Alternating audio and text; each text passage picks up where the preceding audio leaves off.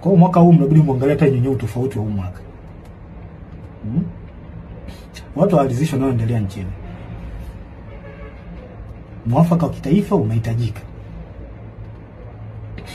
Na ningependa niwashauri wa Tanzania, wananchi, sincerely, mpo katika right track. Mnachokifanya au mnachotaka kukifanya, sijui maandamano, mpo sahihi. Mpo sahihi kwa sababu hata baba wa taifa ameliongelea hilo. Kwa mpo katika right track. Mna baraka zote kutoka kwa baba wa taifa, mna baraka zote kutoka kwa Mungu na hata kwangu. Na pia mnataka mtambue kwamba asilimia kubwa ya wanajeshi wapo upande wenu. Wengi hawezi kutoka hadharani kama nilivyotoka mimi. Kwa sababu sio ujasiri wa kila mtu ambaye anaweza kufanya hivi. Ila mtambue wanajeshi wengi na askari hata kwenye polisi huko na sehemu nyingine wapo upande wenu. Hapo upande wenu kabisa. Na kwa sababu mnachokisimamia ni haki na kinaonekana, basi jua hata baba wa haki ni Mungu wetu, Mungu wa mbinguni, yupo upande wenu. Hakuna kuogopa wala kutia huruma. Hili naliongea kwa msisitizo. Hakuna kuogopa wala kutia huruma. Na ole wake, yani hapa naliongea sasa kwa kumaanisha ole wake polisi au mtu yoyote atakayewazuia wa Tanzania kutimiza haki yao kikatiba. Siku inakuja, I promise you, siku inakuja tutakuuliza kwa nini ulikubali kupokea amri ya kuwazuia hao watu au kuwaua au kuwazuru. Kwa nini ulikubali kufanya hivyo? Najua muamini, lakini siku iko njiani. Hatuwezi kuacha taifa lipotezwe na watu wachache. Iko kitu akikubali, hakikubaliki hata kidogo.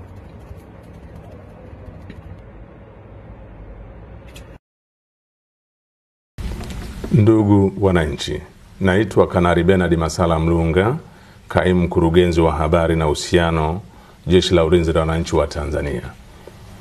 Jeshi la Ulinzi la Wananchi wa Tanzania lina utaarifu umma wa Tanzania kuwa kumejitokeza baadhi ya watu wanaotumia mitandao ya kijamii kuweka maudhui yanayochochea kuliingiza jeshi katika mambo ya siasa. Aidha, baadhi ya hoja hizo zinatolewa na watu waliopo katika mazingira ya kijeshi kujinasibisha na jeshi, walioachishwa na jeshi kwa tabia na mwenendo mbaya, pamoja na kujihusisha na siasa na wanaharakati. Kwa mantiki hiyo, Jeshi la Ulinzi la Wananchi wa Tanzania linapenda kuutaarifu umma wa Tanzania kuwa linaendelea kutekeleza majukumu yake kikatiba kwa uaminifu, utii na uhodari kwa kuzingatia kiapo chetu. Asanteni. Tujuru mu biganiro nkuko bisanzwe tuganira ku ngeri zitandukanye, aho twibanda kuri politike, diplomasi, ikindi kandi tukavuga imibano y'ibihugu by'umwihariko harimo iyo diplomasi, relation internationale by'umwihariko. Hanyuma rero uyu munsi turareba kuki tuba turi mu mpera z'icyumweru aho turaranganya amaso tukaba twabasha kureba ibyabaye aha cyangwa byabaye hariya. Ibyo ni bisanzwe. Wakati wa Tanzania, kwa majina naitwa Captain Tesha, afisa kutoka Jeshi la Wananchi wa Tanzania katika kikosi cha Saki. Ati nitwa Captain Tesha mu wa Tanzania mwe, nkaba mva mu kigo ciki ngo mu kigo kwa majina. Kwa majina naitwa Captain Tesha, afisa kutoka Jeshi la Wananchi wa Tanzania. Abando mu ofisi kutoka mu gisirikare cyako cha Tanzania ku ngabo zirwanira mu kirere yisengo nisa atangiye ashima Imana n'umuremyi w'isi, ambapo nazungumza nanyi wa Tanzania wenzangu. Nikiwa na maumivu makubwa sana moyoni juu haya yanaendelea katika nchi yetu. Ati ndavugana umubabaro ukomeye kubera ibikomeje kubera mu gihugu cyacu kuko mukomeje kugenda mubibona. Hebu kutafakari sana mpaka muda mwingine kufikia kumshirikisha Mungu. Ati byansabye gutekereza cyane kugeza naho nageze naho niyambaza Imana yaremye isi nijoro. Nikiwa naiona hatari kubwa sana ambayo ipo mbele yetu kama taifa. Haikuwa rahisi hata kidogo kwangu. Ati ntabwo ari ibintu byanyoroheye cyane mu kutangaza ibi ngibi. Ati alikuwa hata kidogo kulini mpaka leo hii kugeza uyu munsi wa Tanzania kuniona nikiwa mbele yenu naongea haya mambo. Ati ntabwo byanyoroheye kuba nazijua taratibu zetu mugeza aho mu mbona. ati kandi nzi ko kwa mambo kama haya ibyo wacu ndabizi ati cyane kumbona imbere yanyu tafakari mpaka kuamua kufanya hiki kumbona gutya ati ntago byari byoroshye kugira mfata umwanzuro wo gufata kwa maana hiyo gutekereza gutya nikiwa naifahamu ati ibyo wacu murabizi ati kandi kuba mbizi byose mbizirikana iliyopo mbele yangu juu ya hichi ninachokifanya kwenye utaratibu wetu, desturi zetu, pia katika mambo mengine sitojari hizo hatari kwa namna yoyote. Ati jewe nzi ko igihugu cyacu cyubatse ibyacu ndabizi, ati ntago byanyoroheye gufata umwanzuro nk'uyu nguyu, ati reko nubwo bimeze gutyo, ati no kubizirikana pabanya no kubizirikana, ati sitojari yoyote, ati na kimwe kizantera ubwoba, ati nta kintu ntibyitaye ibyo byose, muogopa mtu yoyote, ntawe nzatinya ya heshima wangu itabaki pale pale. Ati ariko mukubaha abakomanda baje byo bizakomeza gutyo nkuko bisanzwe. Nimeweza kuandika barua kwenda kwa wakuu wangu, ati nagerageje kwandikira abayobozi banje kwa maana kwamba CDF abakomanda, ati ndetse nandikira n'umugabo wakuru w'ingabo, sirizishwe kabisa, ati mbabwira ko ntanejejwe namba kwa yanayoendelea nchini na naiona hatari kubwa sana, ati sinejwe n'ibira mu gihugu, ati kandi ndabona ikibazo gikomeye, ati mu gihugu cyacu, vema kama jeshi, ati rero hatua haraka ni byiza nk'umusirikare gufata icyemezo nta gutindiganya. Pekee iliyobaki kwa Tanzania ni jeshi lao, japo muda mwingine wanasiasa wanajaribu kuliingiza jeshi letu kwenye mambo ya siasa, kulitumia ili uweze kufanikisha mambo yao, lakini tumebaki kuwa imara na bado tunaendelea kuaminika na ati kandi rwo bimeze gutyo abanyapolitiki bashaka kuduhindura igikoresho, ateko tucyafite amahirwe yuko abaturage bakibasha kutwizera, ati nubwo abanyapolitiki bashaka kudukoresha mu nyungu zabo, atariko muhimwe nuko igisirikare cya Tanzania agisirikare cyubashwe n'abaturage kandi bakitekerezamo nk'umutabazi wabo. Hivyo basi kwa kuona hilo na kuona hali ambayo ipo kwa sasa, sehemu pekee na imani pekee ya Watanzania ni kwenye jeshi lao. Hivyo na shauri jeshi letu liweze kuchukua nchi haraka sana.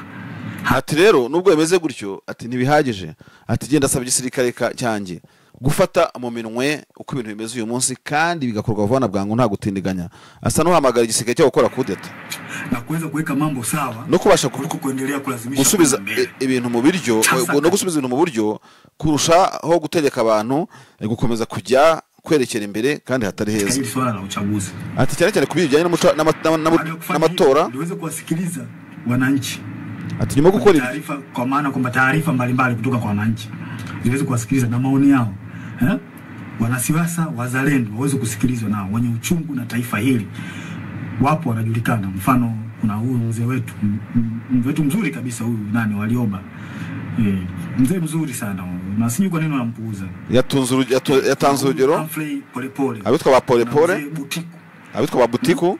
Kuna majaji wazuri, mfano Jaji Robert Makaramba, ati harabacamanza beza ba Makaramba, pia viongozi wa dini, makundi haki za binadamu, ati nabandi viongozi wa staff wazalendo, ati na viongozi wa staff wengine si wazalendo, ati nabandi bavuye mu myanya yabo aba madini, wana harakati wazalendo, abaaktivista nabandi.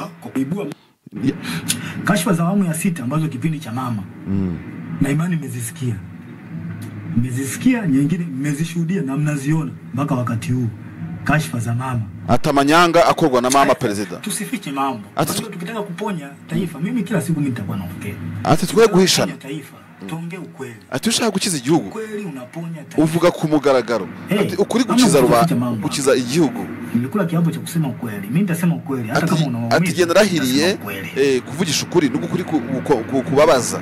Kashfa za awamu ya 6 mnazisikia kila siku zinapostiwa, ati buri munsi mwe unakosa akorwa na mama. Tena Polepole anajitahidi sana kueleza Watanzania.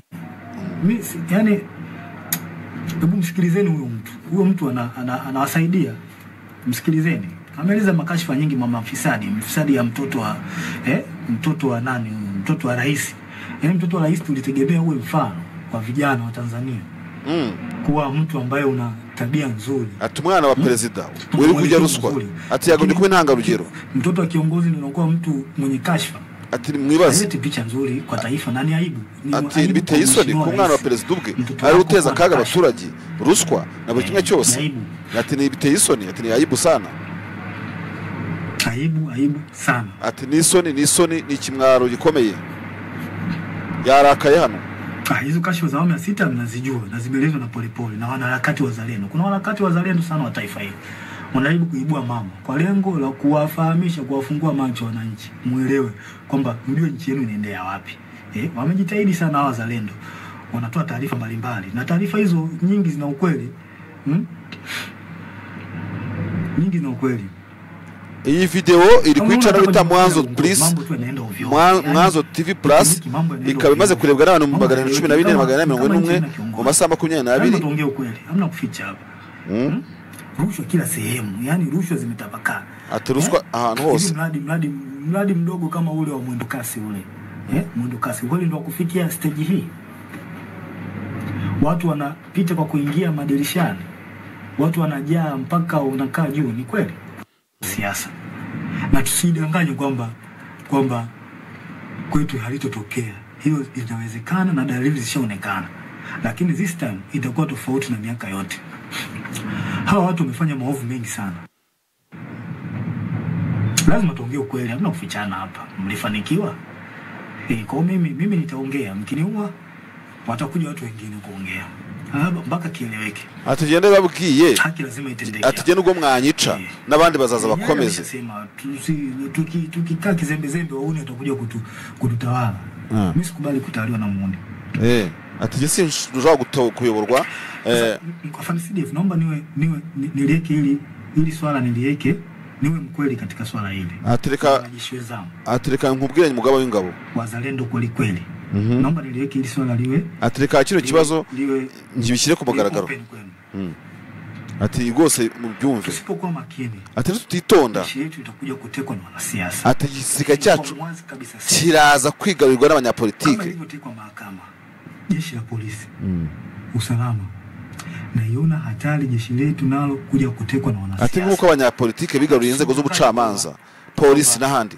Ati ndabona nahanga biza kumera gutyo. Hiyo inawezekana na dalili zishaonekana. Ati kandi mwibwira ko bidakuna kandi bizashoboka muzabona n'amaso yanyu. Hawa watu wamefanya maovu mengi sana. Ati bano bantu bakoze amanyanga menshi. Rostam, Samia, wametumiwa kwa mambo mengi sana, maovu. Na mazito kweli kwa taifa hili. Hivi mnahisi watakaa kizembe? Watakaa kizembe tu. Ati twicara turabanebwe turaho. Walazimishe kuza uchaguzi. Lazima walazimishe. Turabategaje. Ati bagiye gushiraho kwani tunazani kwamba amatora azagira uko babyifuza. Hatari ambayo iko mbele yao. Atari ko se bigira ko nta kaga kari imbere yabo tubabikora tutabareba se. Jeshi pekee ndio sehemu iliyobaki. Ati gisirikare cyonyine nicyo gisigaye gishobora gushira umutekano mu baturage. Kama hawa watu wakiingia madarakani na jeshi letu ati kandi nibamara kugera ku butegetsi ano mabandi wanalikamata jeshi kama walivyofanya kwenye vyombo vingine. Ati gisirikare zatabakigarurira nacyo kuko bigaruriye n'izindi nzego z'umutekano.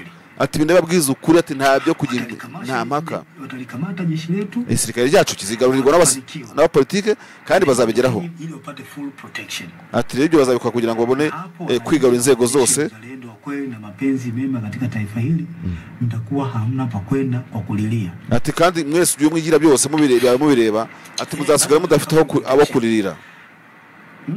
Kwa sababu kwa uchafu waliofanya lazima watajitahidi by enemies wapate full protection. Ati baki na jeshi. Kwa lazima watalikamata jeshi. Lazima tukiwaruhusu uchaguzi ufanyike. Ati kaba twashoboje ngo tubemere amatora abe. Ati gisirikare cyonyine cyagisigaye bazasigara bakigarurira ati kandi muzabaraho kurira.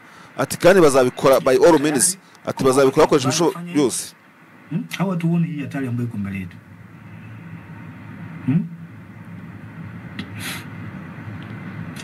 Naudia tena jeshi pekee ndio sehemu iliyobaki wao kujihakikisha usalama wao wa kudumu. Uyu ni umusirikare wo parakomando wo mu Tanzania watangaje ko politiki muri Tanzania igomba guhagarara igisigaye kigafata mu minwe ubutegetsi kigasubiza ibintu mu buryo. Ati bitabaye rero ati turarangiye. Ati naho twari dusigaye ati birazima. Ati ibintu mu bisuzugura ati ni nama mbaha. Ati bana bakwiye gufatwa bagafungwa bagashyirwa hano ku ruhande. Ati n'abantu babisa abantu beza. Sio watu wazuri, si abantu beza. Sasa wanasiasa wastaafu, wanasheria wastaafu, viongozi wa jeshi wastaafu uyu mugabo rero nyine Captain Tasha wo mu gisirikare cya Kongo Tesha yasigaye abwira abantu ko gose ngo bakwiye gufata abantu bose b'abategetsi b'ama escrow bakabafunga bakabona gushyira ibintu ku murongo kugira ngo Tanzania itaza kugwa mu mwobo wuhe umwobo uko ishobora kwisanga abanyapolitike ngo bigarurira igipolisi inzego z'ubutabera n'iki byose bakwinjira mu gisirikare kugira ngo cyobere protection nacyo bakagicunda ayikoba. Uyu mugabo amahirwe yaraza kumera gutereka ture muri commentaire nkeya ku yuno tweet YouTube yamutangarije hanje bakubye umusirikare wa Tanzania yavuze Captain Tasha ari byo gisirikare cya Tanzania cyo cyavuze uburyo bwo kuparasinga inkuru igisirikare cya Tanzania cyitwa Jeshi la Ulinzi la Wananchi wa Tanzania ubundi bakunze kwita GWTZ iriyongi ryanditswe kuri tariki ya 4 ngira ngo ejo iryo tangazo ryagira riti Jeshi la Ulinzi la Wananchi wa Tanzania simu ya upepo bakayivuga ubwo byose adresse bakavuga ngo taarifa kwa vyombo vya habari itangazo rigenewe abanyamakuru. Jeshi la Ulinzi la Wananchi wa Tanzania JWTZ lina utaarifu umma wa Tanzania kuwa wamejitokeza baadhi ya watu wanayotumia mitandao ya kijamii kuweka maudhui yanayochochea kuliingiza jeshi katika mambo ya siasa. Hano ku gika cya mbere bagira bati igisirikare cya Tanzania kiramenyesha abaturage na rubanda ba Tanzania ko kuwa kumejitokeza hari abari kugaragaza ku nkoranyambaga bakoresha izo mbuga rero mu gushaka kwinjiza igisirikare muri politike. Aidha, baadhi ya hoja hizo zinatolewa na watu waliopo katika mazingira ya kijeshi kujinasibisha na jeshi, walioachiwa jeshi kwa tabia na mwenendo mbaya pamoja na kujihusisha na siasa na wanaharakati.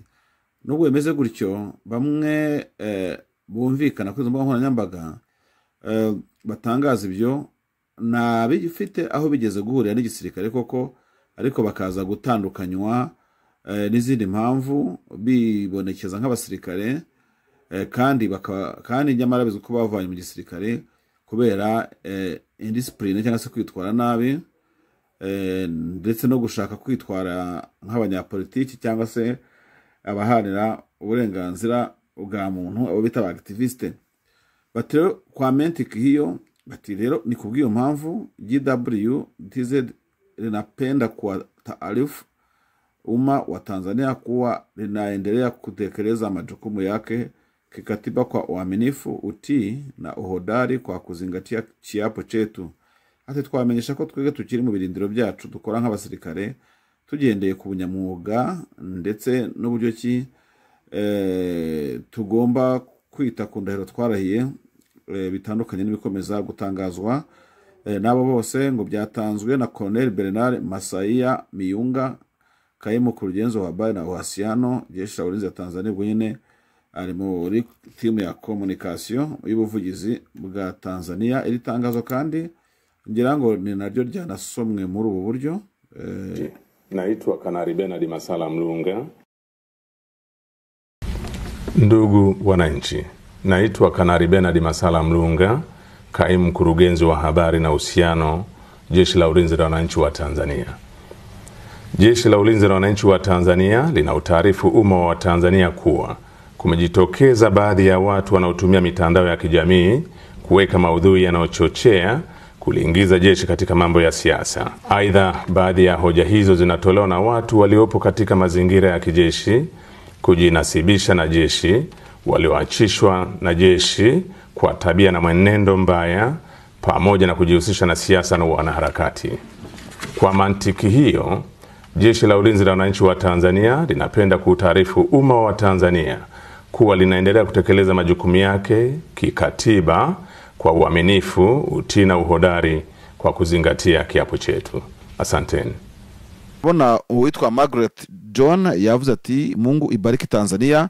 Asante sana Captain, asante kwa kuruhusu Mungu kukutumia Mungu akutunze kaka, tupo nawe. Undi ati Imana ihumugisha Tanzania, ati kandi kapiteni nawe turagushimiye, ati kuko Imana yagushoboje kugukoresha kandi abari ukurinda turi kumwe nawe. Hanyuma ndabona undi nawe witwa Taina Beni uvuga ngo GWTZ cha Tanzania, tunawaomba unganeni na sisi wananchi kukomboa taifa kwa ajili yenu na watoto wetu wa kesho. Nchi yetu haina amani wala haki. Utawala wa kibabe na mabavu na ufisadi ndo yematawala kwenye nchi yetu. Tanzania ni yetu sote, akini wanufaika wa Tanzania yetu ni wachache. Mungu ibariki Tanzania, Mungu ibariki JWTZ. Yakomeje avuga ati Imana ihumugisha igisirikare cya Tanzania, ariko yaratangiye avuga ati turasaba abasirikare mwe gucika ibice mufataniriza hamwe mu kombo igihugu cyacu kiri mu bibazo, ato ahagatsiko k'abantu bake ari bo barushaho kumera neza, abandi barushaho gukena. Undi witwa Geproha yavuze ati yani kaka, leo umetoa faraja na furaha kwa taifa yetu. Tumependa usajili wako wa kujitoa muhanga kwa ajili yetu sisi wa Tanzania. Hatuchoki kukuombea, nguvu ya Mungu ikifunike daima. Yamubwiye ati rero musaza wacu mwiza, wakoze kwitanga ubwawe kuduha ibyishimo ku gihugu cyacu. Ati dukunze buryo ki wifitemo umutima mwiza kandi ukomeye wo kubasha kwitanga kugira ngo twega abatanzania tumere neza. Ati tuzijya ducoka tunanirwa kukusengera, ati Imana ikubundikire.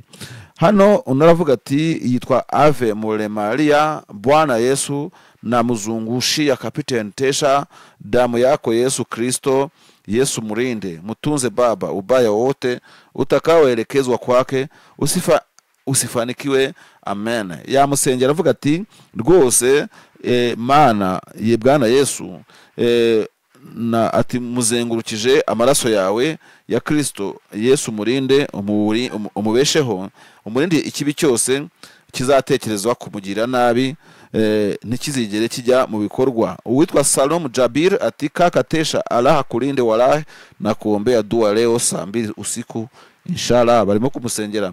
Undi yitwa Chalo Lakinasha, sikuwahi kufikiri nitaona siku hii lakini nimeiona. Mungu ibariki Tanzania. Asante sana Captain, respect to you son of the soil. Ati mwana w'ubutaka bwacu, Imana iguhumugisha. Ati nategereje igihe cyose kuzabona umukapiteni nk'uyu nguyu mu gisirikare cyacu. Ati ndamubonye, ati ibi byose ndishimye. Undi aravuga ati tunaoteka jeshi lichukue nchi tugonge like. Ati abantu bashaka yuko igisirikare cyacu gifata mu biganza politike yacyo, ati mushireho like. Abandi witwa Proscovia Patrick ati wanao amini sio yeye anasema na raia, bali ni jeshi zima lipo nyuma yake linasema na sisi raia tugonge hapa. Atababona ko uyu muntu arimo kuvugira igisirikare cyose atari we mwenyewe wenyine. Ati mwese mushireho like ahangaha. Izindi nk'ebyiri zisigaye aravuga ati tupate wapi mtu kama huyu mwenye roho ya Mungu ndani yake na mapenda haki. Ati umuntu nk'uyu twamukoreho ukunda igihugu, agakunda Imana, agakunda ikindi cyagakunda ukuri. Hanyuma uwitwa Johnny iyimo iconic speech, vizazi kwa vizazi vitamukumbuka mzalendo Kapiteni Tesha. Mungu asimame pamoja naye na wote waliopande wa haki kupinga Kim macho eti uchaguzi. Hano aravuga ati buri mwe wese ubona ko amageneration kuyandi agenda agira ahango dushya, ati bazibuka Kapiteni Tesha ubuzima bwabo bwose. Ati kandi batekereze ko igihugu kirimo abagabo. Hano ni benshi bagiye bavuga. Ndabona Kapiteni Tesha hakika umetumwa na Mungu, ati wohejwe n'Imana. Kapiteni Tesha yabaye Kapiteni Tesha mu ngabo za Tanzania, wahamagariye umugabo w'ingabo gufata icyemezo kuri politike y'amakuba n'ingorane zikomeje kwibasira igihugu. Yemeza yuko mu gihe ingabo zitafata umwanzuro wo gukomboye igihugu cyagwa mu kaga cyo gufatwa mu minwe n'abasivile nkuko ngo bafashe mu minwe ubucamanza, igipolisi n'izindi nzego. Akavuga ati rero muhagurukira icyarimwe ni ku nyungu za Tanzania. Kuri cyubahiro agenera umugabo mukuru w'ingabo yavuze ko ibyo nibidakorwa ngo bazamwarwa isoni zikabica, bagasaza badafite amasaziro ndetse bakarira amarira badafite aho kuririra. Uwo ni Kapiteni Tesha warimo uganira n'abaturage ba Tanzania ku mbuga nkoranyambaga, kuri video yashyize ku mbuga nkoranyambaga. Ndetse iyi video ifite igihe kitari gitoya kuko yavuze mu gihe kingana n'isaha n'iminota 26. Urumva ni urwandiko yanditse arasoma. reka tubashimire bwo mwese mukomeze gukora like ku nkuru tubagezaho na subscribe. Abafite amatangazo nyamuna muyazane muri benshi kugira ngo tubamamarize, kuko muzi neza yuko mu kwamamaza niho dukura imbaraga zo gukora kandi tugatera imbere. Pombe Magufuli nawe yapfuye mu buryo butazwi, bivuga ko nawe ari amarozi, nawe yarozwemo.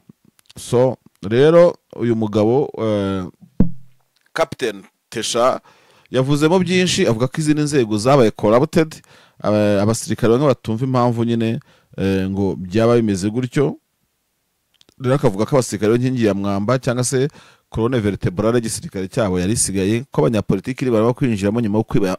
Avuga ko aya matora ashobora kwibwa, ako simbona impamvu yabyo, ko rero ngo hazabaho no kwigarurira igisirikare hakoreshejwe politiki, nakajyo bakakivogera bakajya bakora ibyo bishakiye, mu gihe ngo abatanzania benshi bafite icyizere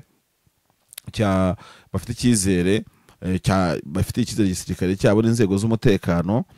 Gusanga igipolisi n'izindi nzego babashinja ko rwose nta kigenda. Mu miterere y'igisirikare cya Tanzania harimo ikintu gisekeje. Uyu CDF John Mukunda yungirijwe n'umuntu witwa Lieutenant General Salum Haji Osman, ko nababwiraga. Ariko igisirikare cya Tanzania cyose kigira umuntu bita TPDF Sameja, akaba ari adjudant chef wo ku rwego rwa mbere bita Martin Peter Kaziho. Oh my goodness, TPDF igira Sameja, Sergeant Major, akaba ari adjudant. Ubuse baye n'ukuriye cyangwa serukira izindi ngabo zitari aba officier.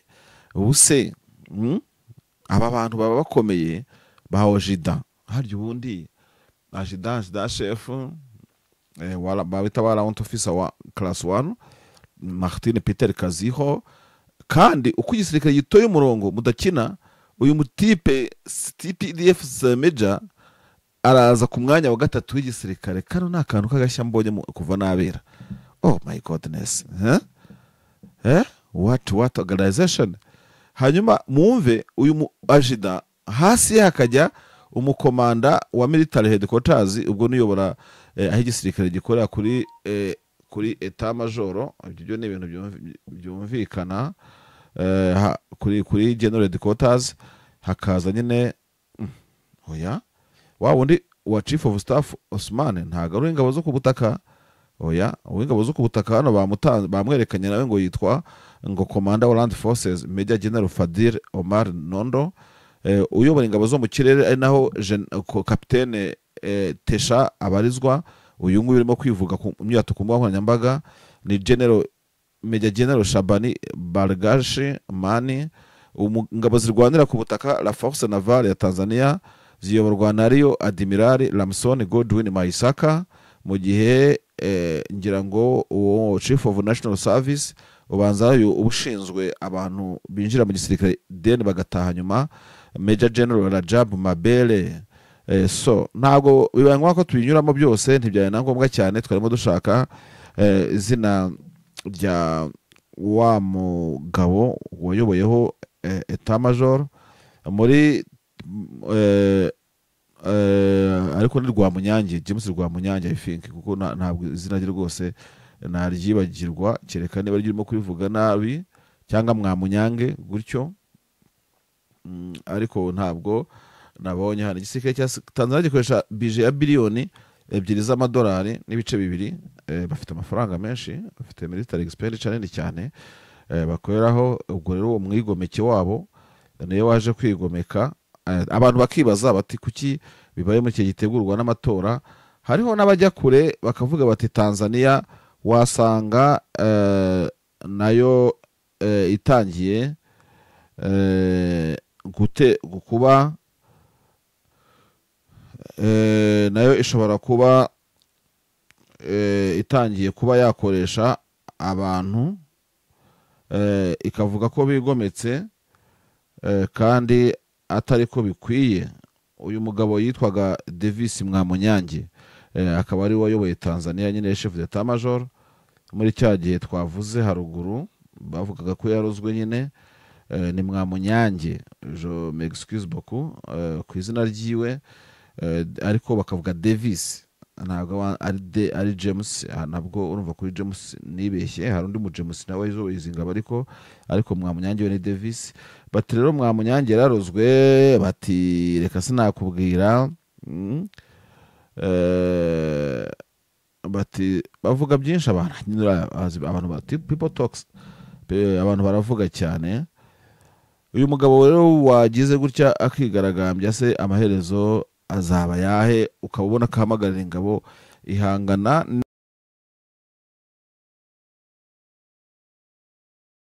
Karo n'ubundi dutangirire mu gihugu cya Repubulika ya Demokarasi ya Kongo, turebe amakuru yiriweyo cyangwa se yarayeyo. It depends naho wabuherereye, biba ari byiza kumenya ibibera ahandi ni ibiki, nabyo tubirebeho kuko biba ari sawa kabisa. Tukamenya ngo muri Kongo harimo kuvuga ibiki, no mu Burundi turaza kugerayo, tubone kukurikirana nyine iyo nkuru yo muri Tanzania yo musirikari, kugira ngo bigende neza. Ku kigaragara byo uyu munsi ku cyumweru havugwa uruzinduko rwa Perezida Tshisekedi Imbujimayi iwabo, mu mujyi wabo kavukire ka Tshisekedi. Bikavuga ko rero ari kugira uruzinduko. Muzi ko ari bisanzwe ko umuyobozi w'igihugu ashobora gusura ahantu koko harimo no kwivuko, ibyo nta birenze. Muri Imbujimayi hakaba amaze iminsi hanakorwa ibikorwa by'iterambere, haba ibijyanye n'imihanda na buri kimwe cyose. Ahari umuperezida bagira ngo najye batazava ngo na ya mabati watwijeje ntayo waduhaye. Perezida rero Tshisekedi byavuga ko ari busure abantu bo muri Mbujimayi. Ubwo urugezinduko rwe hagize igishya kigaragaramo twazakivuga, tubanje gucekinga n'imbwirwaruhame bibwira abaturage cyangwa se babwiye. So muri Kivu y'Amajyaruguru, ariko ubutaha nimborana na Colonel Wiringoma nzamubaza ikintu gikomeje kugaragara mu gisirikare cya Kongo, aho berekana yuko barimo kwigarurira umubare munini w'abasirikare ngo M23. Hano ndabona ngo 16 combattants de M23 sont rendus M23 présumés collaborateurs arrêtés selon la Romain. Ngo umuntu ukorana na M23 ngo yafashwe aho ni muri Kivu y'Amajyaruguru, ngo hanyuma ngo abasirikare 16 segishoni renga ngo iragira. Bose baza bambaye ibi byenda, ubona bimeze nk'amwe byatangiye Rumangabo. Ubu bintu ntabwo M23 ifite ikintu bivugaho, ntabwo ubona ko media yaba yabivuga, ariko butaha nimvuga na Colonel Wiringoma nzamubaza icyo avuga kuri aya makuru cyuko hagaragara abagenda ngo basubira mu byabo, ngo ni 16, ariko ndabona hano umusirikare urimo kuberekana yerekana 1 2 3, ubwo abandi 10 bangahe ntumbaze ngo bari he. Ukibaza ikibazo kiri muri M23 cyatuma abasirikare basubira biha leta neki. Reka ibintu tubivugaho nk'abantu tutaje guhangana nabyo ko bidashoboka, ariko tuje no kureba feasibility yabyo ni. First of all, niyo abasirikare badeployinze ahantu, ubwo tuvuge deployment nto ishoboka y'abasirikare bashobora kuba itsinda ry'abatari section batuzuye 12. Ibyo byose birashoboka bari ku burinzi, kuko ngira ngo nta burinzi bw'abantu 10 bangahe aho umwe abayicaye n'undi yicaye ngo ngane gutyo. Wenda wabona kuri patrol section, wabona kuri patrol yose. Aho rero utangira gutekereza ukavuga ati ese 16 umwe yaciye ukunda cukwe, ese ni section yagiye kuri patrol cyangwa muri ambush barahita igenda yose. Kandi se nanone nkibaza bano basirikare ba M23 bahoze mu gisirikare cya Kongo, niba bana n'aba redeployings bakabagisubiza mu mirimo nyine ahantu bagira abadeploying, ntabwo se babavanze babohereje uko ayo mayiniti yabagameze. Igihe batavanze hari byinshi wakeka, kandi ntabwo M23 nayifu ku buryo bafata abasirikare maye ngo nako bavuye ku ikosi gupfa kubohereza utarabanje kubavanga mu gisirikare. Iyo homogeneité ibikenewe, il faut avoir une force homogène not hétérogène. Ngo vuye ngo uyu ngo yahoze muri FARDC ngo ningagira gutya, ntabwo yaba ari reintegration, ntabwo yaba ari integration. Kwaba ari uku mu gice cy'abantu bahoze muri FARDC kiraho ngaho gusa kikora ibyo gishatse. So 16 babagiye bate, 16 nagari section, 16 nagari platoon, 16 kereka umwe umugenda bagahura. Abo bantu 13 bagiye bose icyarimwe. Hari n'ikindi ureba M23 ugiye muri military warfare, uko bivugwa uko biri kose ingabo za leta zirusha iki kereka niba ari kwidahemba birashoboka ko itatangira guhemba abasirikare. Hari aho byavuzwe mu nama imwe, numva umuntu yavuze ko abasirikare bahembwa neza. Mu nama imwe y'abaturage yari yabaye, umuntu w'umusirikare avanga none baza mu gisirikare ngo M23 jeshi M23 ngo napata mushahara muzuri. Ntabwo mbizi ko bahembwa cyangwa badahembwa. Ako mushahara ko akarebaho baramutse koko ari ko bimeze, leta nicyo kintu yabibarusha.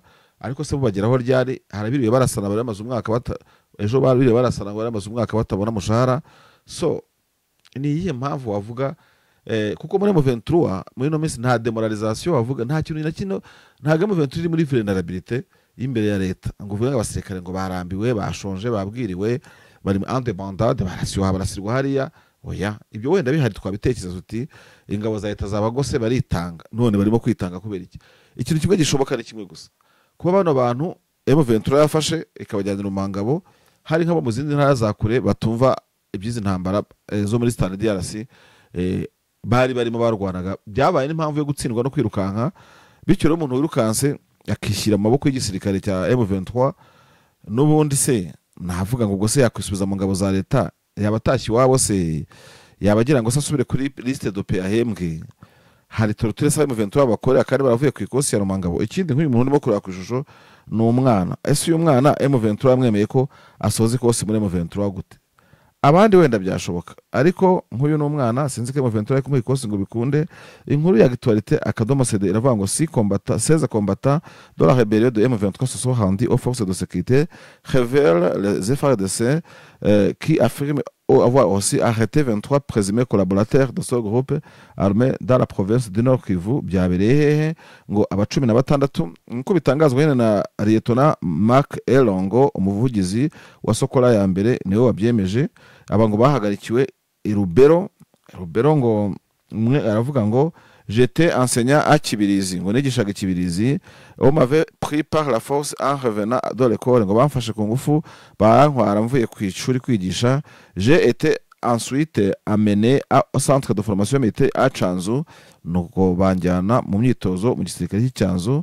Après 6 mois, nyuma y'amezi 3, j'ai été déployé à Mbingi et sera que l'idée de rejoindre l'armée régulière mais venue. Ati aho Mbingi rero niho byaturutse njya kuhava nza mu gisirikare cya leta. Aujourd'hui, je suis en train de travailler au main de l'armée congolaise et j'invite les autres à ne pas hésiter de quitter le rang de l'AFC, témoigne Kambare Kabudure Renderandi. Uyu ngo ni Kambare Kabudure witanze ngajya mu ngabo za leta. Okay, urumva mu kanya nibeshyaga, bise katahoze mu ngabo za leta, yitanze mu ngabo za leta, yari shwa yuko yinjijwe mu ngabo za leta. None se ahisenjwe mu ngabo za leta bwo atajyanye mu mahugurwa yo kumuhindura ngo bamuvane mu igipindi cya M23 bamushyire mu ngabo za leta? Kuki se leta yahise imwemera itamujyanye mu yandi mahugurwa? Ubundi ntabwo bishoboka. Niyo mpamvu na M23 yafashe abasirikare kabajyana mu mangabo kugira ngo banze bakuremo ubu FARDC. Kuki se batamujyanye ku ikosi imukuramo M23 ikamushyiramo ubu FARDC? None se ideologie politique cyangwa se ideologie tactique militaire byose birahuye? Wenda yavuga ati naraje ahangaha banjyana ku ikosi bituma ngaruka mu murongo ngirwa umusirikare wa leta. So niba leta ifata umusirikare wa M23 igahita imugira umusirikare wa leta automatically n'ahandi mujyanye, siritu nk'ubitarigezwe no mu gisirikare cya leta. Urumva ko leta nayo yaba yemereye M23 ku rwego rwo hejuru igahita iramukoresha mu ntambara.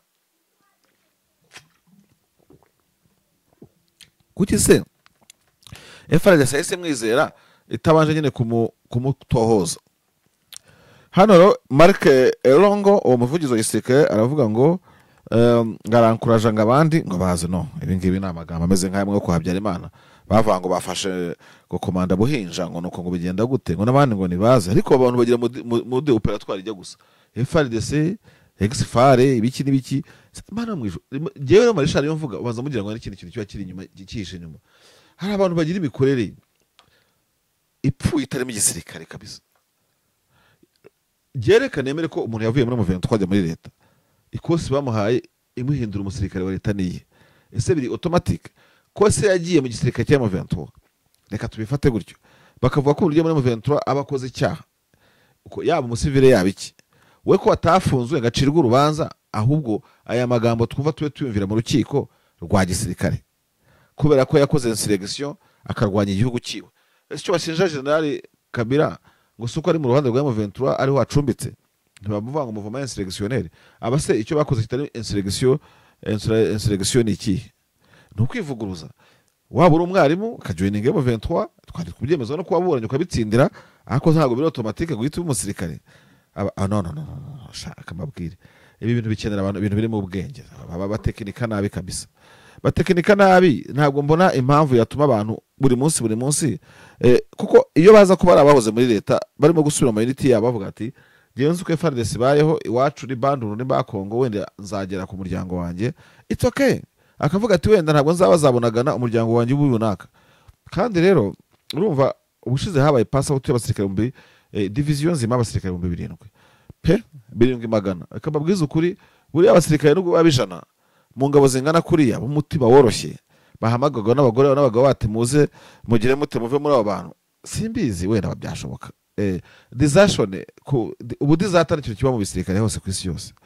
nta nubwo ari ibintu birenze ibyo ngibyo ariko nabwo uratekereze M23 igira internal intelligence mu gisirikare ba IO kuva ku iparatuni kukomeza kugera ku ma brigade yabo kimwe no kuno mu section yashobora kuba arimo intelligence staff zabo esera bapfa kugenda batakaciye ngo bavumburwe nizo maneko za Colonel Nzenze zimenye umuntu ufite umutima watangiye kunuganuga kwigobotora mu 23 icyambere baba bari mu ndaki bari ku aho mu 23 na FARDC na no sara mu gace k'intambara mu gace k'intambara wese abacunga uturuka kujya n'uturuka hakuno sibyo none baraje barabibita n'ibishati n'ibiki byose ngo baje muri leta gute se birikora se ari mu 23 aba muri opina zambushi babarasa mutoroka ari na leta yabarasa itarizera ngo ese muje mu gitero nimuje mu gitero byose birashoboka kandi ikindi mwanafatwa mbere mu byo bita contre intelligence contre espionnage iyo mu gisirikare indani so abantu bajye gukora igisirikare cyubatse umusirikare utekereza nabi mu ngabo umeze nk'imungu ishobora kumunga abandi basirikare cyangwa nkongwa yatera abandi kumungwa intelligence JD yango nzenzi mukuramo ikamufunga ikamuhana agakorerwa iby'amategeko agena none se mugira ngo JD yanzenze niyo kuneka duyi gusa barwana aduyi wandane sakazane kwa gute none se aba nibiki ni iki kintu kiri muri M23 yani musuko fulani ushobora gutuma ni wowe mutingi turi mu 23 watuma abantu bamaze amezi 6 rumangabo kuzamura bavayo batakaje morali yo gutekereza kwirukanka ntabwo haburamo n'umwe nubwo yari mu 23 avuye canzo akava runyona akava hose ntabura mugira gukura myenda gasubira iwabo je ntago ibyo najya kwiburana cyangwa ngire gute ibintu bishoboka ariko nanone kuri aba bantu icyambere reka mbabwira kandi nshaka guherukiraho bano bantu bava mu ngabo za leta bakajya gutozwa bakajya mu gisirikare cy'inyeshyamba nka kuriya ubusanzwe ingabo za leta zizagumye gufata M23 zibashyira ku makosi ngo bajye mu gisirikare ariko ibyo muri Kongo biri paradoxal ahubwo inyeshyamba zo fata abasirikare batatu bakabatoza igisirikare ibyo muri cya gihugu nakasa mutwe hanyuma cyo navugaga ikintu gishoboka cyane bano bantu bava mu ngabo z'uwo mwari muhanganye mukabatoza kujya mu ngabo zanyu haraho wisanga bari très royal bubaha bakubariza bagakunda igisirikare simvuze ngo kurushaho baje basanga ariko bafite discipline iri ku rwego rwo hejuru cyane cyane mu mizo ya mbere nk'ingi y'akazi kuko bavuga bati wenda abatwakiye ntibaratwizere reka dukoresha byose kugira ngo twizerwe Biden uko bigenda bijya imbere bakabaho nk'abandi nyine icyamabo kikaba cyabana ku wundi so kukana ko mugatekerezeho nurashiri ku mute n'ubwo wari ku ikosi utangiye gutekereza kwiruka no kwifotoza iyi ni propaganda ya leta ntabwo mva nabishakishije ndabibura pe nabifakishije ndabibura ndabona ngo hari imiryango ya kiremwa muntu ngo ndi raporo ya Loni gusohoka ivuga ko M23 yashize abasirikare ku ngufu mu gisirikare cyayo ibyo ntabwo twiye kubitindaho abantu bakwiye kureba niba ibinjiza mu gisirikare bakabaho nabi cyangwa se bakagirirwa nabi ariko niba binjira mu gisirikare nyine igisirikare ntabwo ari igisukari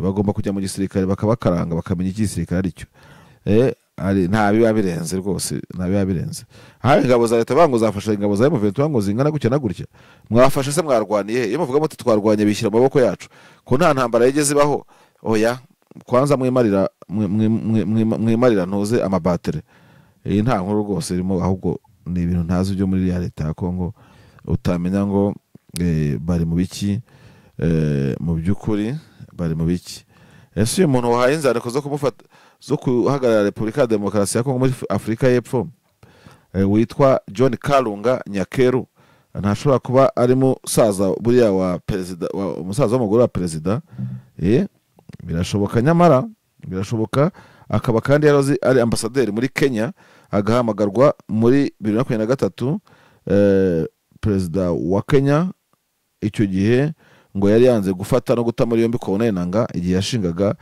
Alliance Fleuve Congo. Uyu mugabo rero wari ambasaderi muri Kenya atumwaho araza akaba rero yageze muri Afurika y'Epfo aho yagiye gutanga izo credential letters mu nzu ya Sefako gato i Pretoria aho perezida akorera imwe mu mazu akoreramo muri Afurika y'Epfo.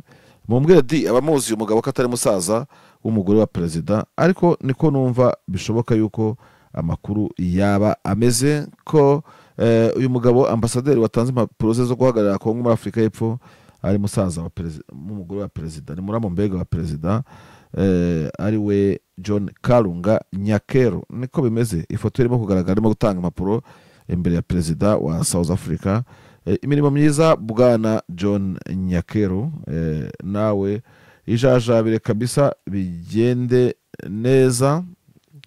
Hanyuma rwa ruzinduko twavugaga rwa perezida hariya muri Mbujimayi rwari rutegerejwe uyu munsi, kandi ubwo nyine yagiyeyo ndabona arimo amanuka kuri kibuga cy'indege kabisa, kandi rukaba ruzakomereza aho ngaho ahazataha kaminuza bita Université Officielle de Mbujimayi, ni iwabo wa Tshisekedi, akaba azahatahayo kaminuza kabisa. Mu byo azakemurayo kandi azakemurayo n'ikibazo kiri muri komite yabo bita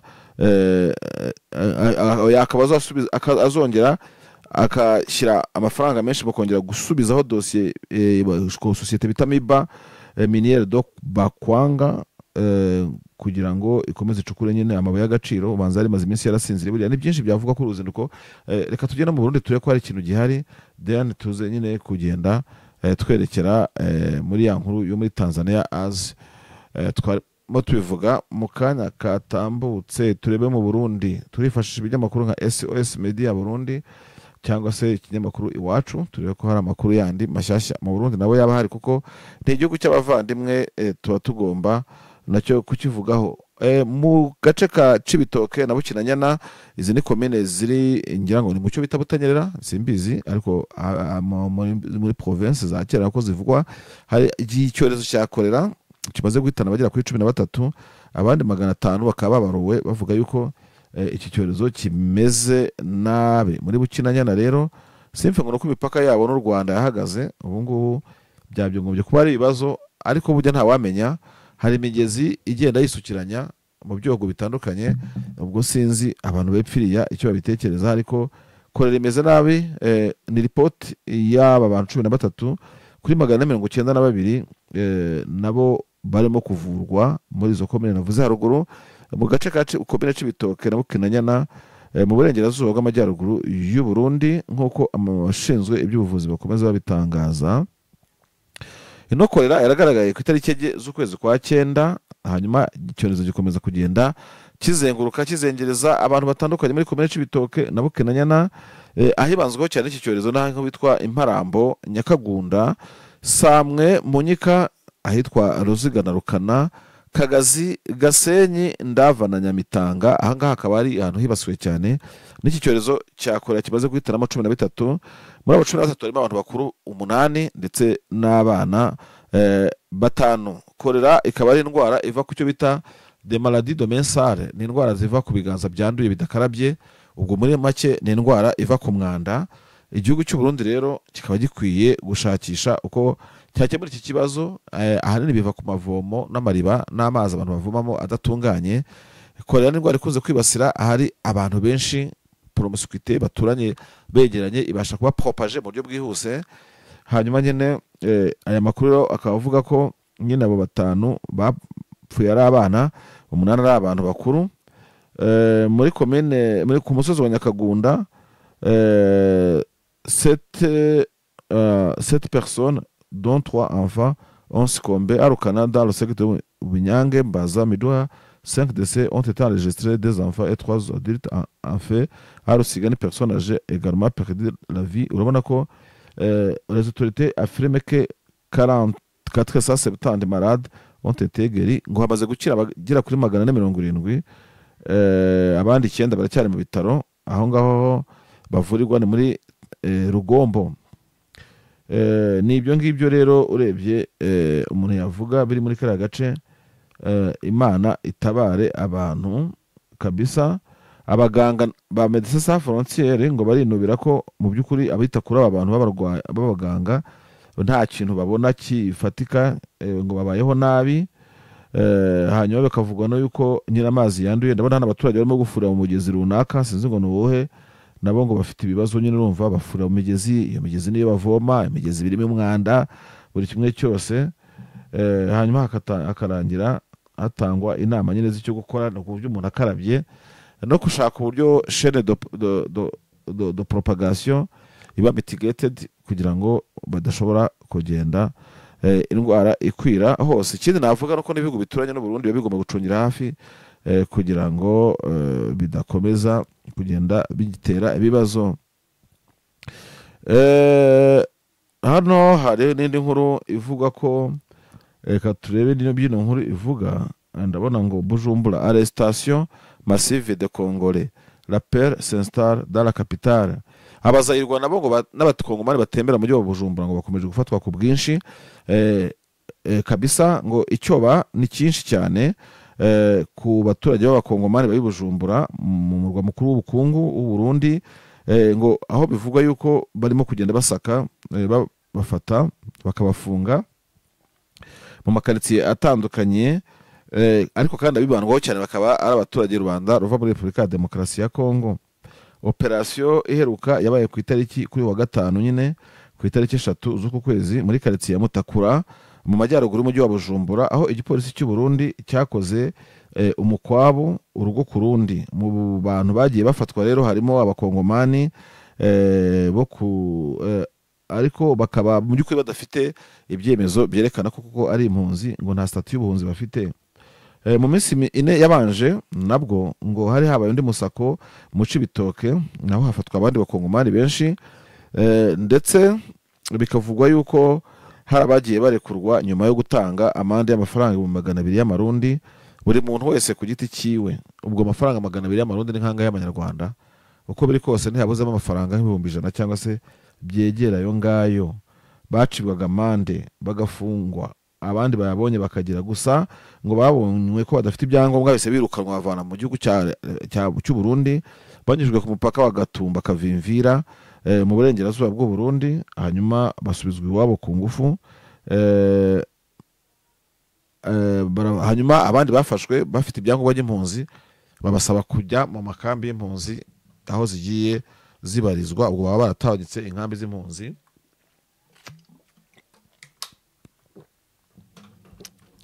Wasanga igipolisi cy'u Burundi kivuga kiti buriya M23 turayatwinjiriye tu.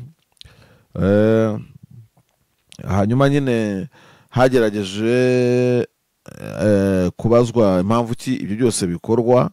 Baravuga ngo igihugu cy'u Kongo ngo ni macuti wacu, ariko ntabwo twumva impamvu abantu bakomeza gufungwa no koherezwa aho baturuka ku ngufu, ngo cyane cyane mu gace kari umutekano muke. Ni commentaire y'umuntu w'umukongomani. Abandi bakomeza bavuga ko icy'ingenzi ari ukubaha ibyangombwa ahubwo badafite, aho kugira ngo babirukane mu gihugu, kandi bazi ko mu Kongo hakurya ngo nta mutekano usesuye uhari. Ngo kandi si byiza kubaca amafaranga menshi mu by'ukuri angana atyo. Umwe yaravuze ati je suis arrivé à Bujumbura il y a 2 ans pour les études de mes enfants car ils sont encore trop jeunes pour vivre seuls. Pour résider en ville, nous devons obtenir un acquis de droit délivré par ONUPRA, Office national de protection des réfugiés et apatrides.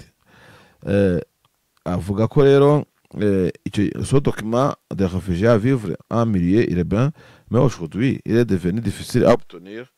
Ibyo ngibyo nk'uko nyine yarimo kugenda abivuga. So ndatekereza rero ko ari ibyo ngibyo bibazo biri mu Burundi. ugiye kureba nta kindi kintu kidahari kindi umuntu yavuga. Ariko rero mbere yuko ntagiye kubona umuntu ku M23 agiye kubakubita abasirikare ejo bundi igakora pass out ya division y'abasirikare. Abwire rero ari mu gukabya murabizi nashatse no gukabya nabikora. Inyeshyamba ziragiye gusa zikarokita abasirikare 7,000 mu kwezi gushize ni division zikarokita indi division yindi bari abandi barenze na division. Urebye mu ishyamba ntabwo bagira abasirikare, ntabwo ufata abasirikare ngo bagire benshi cyane. Dufata urugero batayo yaba mu nyeshyamba ishobora kuba abasirikare 500 biremewe rwose. None niba division ari amabrigade 3 urumva ubwabwa abasirikare 5 mu nyeshyamba ashobora kuba brigade 3 urumva ko ziba ziri mu basirikare mu 5. Ubwo ni division mu nyeshyamba division ingabo yagira n'abantu basirikare mu 5.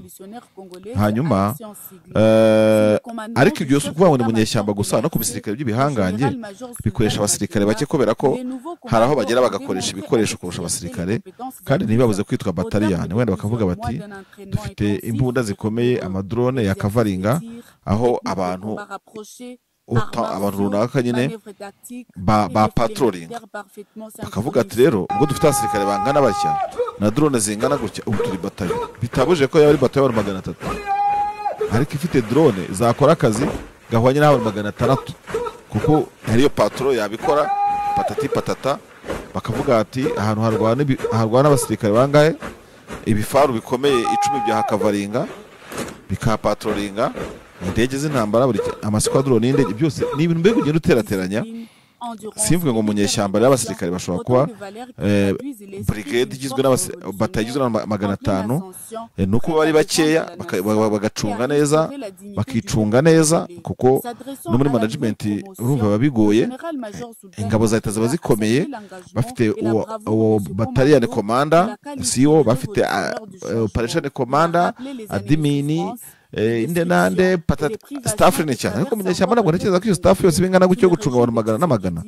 So niyo mpamvu munyeshyamba bagira abantu bake kubera hari bitabikenewe muri administration yabo kandi ntibabuze kwitwa ryazina. Icyo nashaka gushimangira umva ko abantu 500 wenda baba bataye munyeshyamba ubwo bataye 3 brigade ubwo ni 5 harimo brigade 3 bine 500 cyangwa 5 ni division kuko division nayo yabigizwe n'amabrigade 3 manini cyangwa se uko yabangana kose. Nudufate 9,900 ya M23 yapasingishije ejo urumva ni division ebyiri kimwe nuko n'abandi bushize bari division zisaga imwe n'igice imwe na brigade kuba ari 7,000. So reka mbabwire hano 1990 urugamba rwo kubohora u Rwanda rutangira bivugwa ko uko bivugwa ko RPA ishobora kuba arinjije abasirikare hagati y'5 n'10. Reka tujye ku rundi ruhande rwa leta yari ifite abasirikare 7,000. Ubwo urumva ko reka niyo makuru abari hanze tudafitiye gihamya. Abasirikare 9,000 nyine wumva gucanzu just kumva ni ikintu cyoroshye baganira General Makenga muri ibeshyo uragidanganya wemenyewe. Bari abasirikare batangije urugamba bagafata nk'uko n'abasirikare benshi cyane n'abasirikare benshi M23 asanga maze kuva abasirikare Burundi ni byinshi n'umu gukomera birashoboka kuko dufata iri kandi bivuze ko canzu hasigaye yambaye ubusa cyane abandi bivuze yuko na Rumangabo habaye ubusa cyane abandi urumva ni continuité ihari dore Kritomo Burundi banki mondiale bakuru bafite abasirikare 300 ubwo kubona na Fond Monetaire International kuri report mpuzamahanga. Rero mubaze n'abantu bashobora kunza abasirikare 9, 10, 16 mu mezi abiri bakiza abasirikare baruta kimwe cya kabiri cy'ubuyobozi bw'igihugu ni ikintu kiba gikomeye cyane. So barababwiza bari abantu batumva uwo ari wese Tshisekedi imbere Burundi kijye kubabeshya niba bigiye kandi niga buriya mutungo abasirikare uko basikiriza ingana ko yango gutwara umwereko yabo ibi nareba vuga abantu kubagaburira kubigisha kugira gute in fact ni ikintu kiba gikomeye ni n'ubushobozi bw'igisirikare cyangwa tuba kutunga abantu no kubigisha ko hari abantu bigira abantu bangana kuri iyi hakenera ibikoresho byinshi ibyo bazambara reba bari mu management y'ama company yose uko basimburana mu gihe cyose ibyo kuhagira amasabune babwiza ukuri biba n'ubushobozi bukomeye hari ibihugu bitakwishyiraho umusaraba wo kurukita abasirikare bangana kure niba zirarika nka rekiritoma mu maguverinoma amwe n'amwe yaba ari rekiritoma zitari hasi y'eshanu kandi nziza cyane buri mwaka siriyasiri eshanu none bo barabigira akayiniteke kamwe oh my god nanze kukavugaho dutangira ariko reka gacange muri ino ntambara muri amakuru ino ntambara ya Kongo irimo ikintu gikomeye ziriya ngabo zongeho ziriya z'ubushize iz'ubushize narabwiye ngo zafata bari 7 ukurikije ibyo muri Kongo ukuntu bimeze Kindu Karemi Kisangani bayigwira wenda hagasigara bo kuharinda no kuhasekiriza ko gufata ahantu kimwe no kuharinda n'ikindi ariko bamwe bahafata abandi bakanahasekiriza biriya ni kintu gikomeye bari abakwinjira Kinshasa kisigenda kwiruka bateranye mu 15 biga byitero kuri Kinshasa ntabwo Kinshasa yapfuka muko byagenda kose so reka rero n'ubundi dukurikirana amakuru ngo ndababwira karagaciyemo tuba tuvuga ku makuru yagiye abaho ikindi navuga nuko ubyo ingabo z'u Rwanda zinjizaga aba officier mu ngabo z'igihugu muri kadete unitete ya hariya igako mu Bugesera mu kigo kimeze cya Uganda Military Academy nabo bari binjize abandi benshi cyane nabo baba officier batoya byabaye nka coincidence kuko arasisi kiza cyane Museveni nabonaga nawe yahagiye icyo nkura muri kimwe hano no kubona ko ibijyanye na defense kuko dukora inkuru zirimo na defense na analyse ya defense ntabwo kano karere kicaye ubusa Burundi urabona amarekeritoma ahambaye Burundi bari gushaka kwita reserve y'abasirikare 300 300 bari babigezaho ni rekeritoma ikomeye ingabo zitazatabara urugamba turasamire n'abasirikare benshi mu Burundi bafite iyo target Kongo sizingo bafite iyo target Uganda ariko urumva no mu Rwanda bose muri make urumva ko kwinjiza umubare ushobora kuba utamenya ngo ni mwinshi par rapport y'usanzwe kuko hari ari recrutement de routine mu ngabo ariko ntago bitubuza kubirebaho nabyo ibaza no kugeza n'amatariki ya pass out agera gutya gahura Uganda u Rwanda rwako na Uganda yese gikora urumva so twe tubirebaho rero ariko ibyinshi mu gisirikare baramabanga ubimenya ruko nkuko byatangajwe nk'iya pass out ya M23 yabaye kera imenyekana nyuma y'imisi nk'itatu so ni ibintu nk'ibyo urumva rero kugwiza imbaraga z'igisirikare mu turere ni byiza ariko abashyira amakomantere bavuga ko ikwanza harabayibona ku makomantere babibona nk'icyo bakintambara ibikomeye izitutumba mu turere icyo ni kimwe kuko turere tutatutumba mu intambara turademobiliza cyane kurusha kurokrita cyane icyo cyumvikana neza hanyuma urumva abasirikare bagendana n'ibitwaro bazakoresha amafaranga menshi agakorerwa injection mu byo defense which is not bad ariko none icyo gihe habahaje ikindi cyiciro cya budget kiba kigiye guhangana n'ibindi byiciro bikeneye amafaranga nk'uburezi ubuvuzi na buri kimwe cyose bikorwa remezo so aka karere bakabonamo either intambara nini cyane ukakabonamo igisirikare kinini cyane ibisirikare binini cyane kwaguka mu ngabo mu maboko ni icyo ngicyo reka tuzabikoreho ikiganiro kwacyo ariko nako karagaciyemo gute mu Rwanda ba pass out ya kadete Uganda nayo igahita bakwitari kimwe ntabwo ari coincidence ziraho ngaho gusa no hariho no guhiganwa mu butwari ibyo wabibona muri ubwo buryo nkuko n'undi yabona mu rundi buryo murakoze cyane rero no muri twagiye nagize byinshi uyu munsi urabibona ndimo kuvuga ibi nkavuga ibi byabe n'inyamabwira sha ni hari igihe urimo kuvuga amakuru baba wajya gusoza ukabona nyine andi makuru aragutwitse ugaza uvuga ngo ngo reka nayanyashyiremo burya abanyamakuru nyine niko tubaho urumva so ariko ubu rero n'umwanya mwiza wo kubareka ubu ndimo kureba kuri Twitter bwa nyuma kugira ngo ntagenda nifuza kugaruka kandi narinjiye ariko man uyu mukapitene muri Tanzania yanze yabaye virale kabisa abantu bose reka sinakubwira Rokritoma rero iyi Rokritoma ariko yo kwa Makenga ntabwo yoroshye Rokritoma yo kwa Makenga ntabwo yoroshye mw'abantu mwe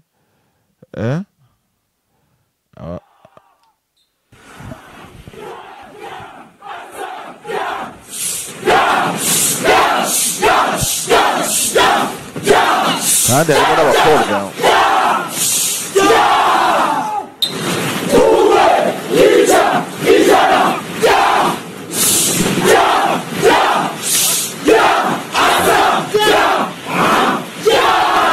Ce mercredi 1er octobre, ntabwo byoroshye rwose tenu à Tchanzu, dans la urabona ko rero ntabwo byoroshye. General Makenga yababwiye icyo gukora, ndabona ibifaru byaje bimuherekeje wenda kabisa.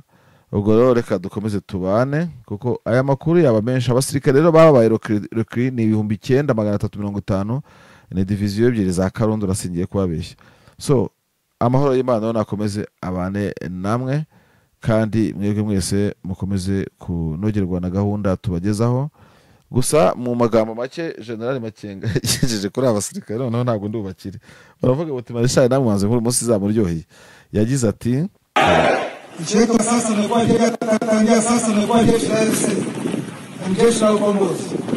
Armée Nationale Congolaise. uwo General Makenga. Shambao liko napigana ili kuleta mabadiliko kwa nchi. Mpaka vizuri. Nchi yetu imeharibika muda mrefu na ibisho na government ya Kinshasa bila nguvu ya Kisekedi. Na haribu nchi, upora nchi. Na raia kama wanataka. Na raia ndio kabila zao, sura zao. Watu wote kwa wakimbizi. Nageuza nchi kwa propriete privé. Ndio maana M23, ndio maana RC imesimama ili kutoa uongozi kutabadilika kwa nchi. Mko tayari? Wenzenu kwenye wako watukanao tofauti wafanya kazi kubwa sana. Ni mwenendo huko ila nyinyi mwasapoti, muungane, tuondoe hii uongozi mbaya ambao ipo. Unapata vizuri? General Makenga rero akaba arahiriye kwirukana ubutegetsi bwa Tshisekedi, nuko ingabo ze zibimwereka muri morale nyinshi cyane, baririmba. Ntago byari byoroshe, bamweretse muri morale nyinshi, ntago byoroshye. Kakare karimo imirindi y'ingabo kakare karimo imirindi y'ingabo, niko babimeze.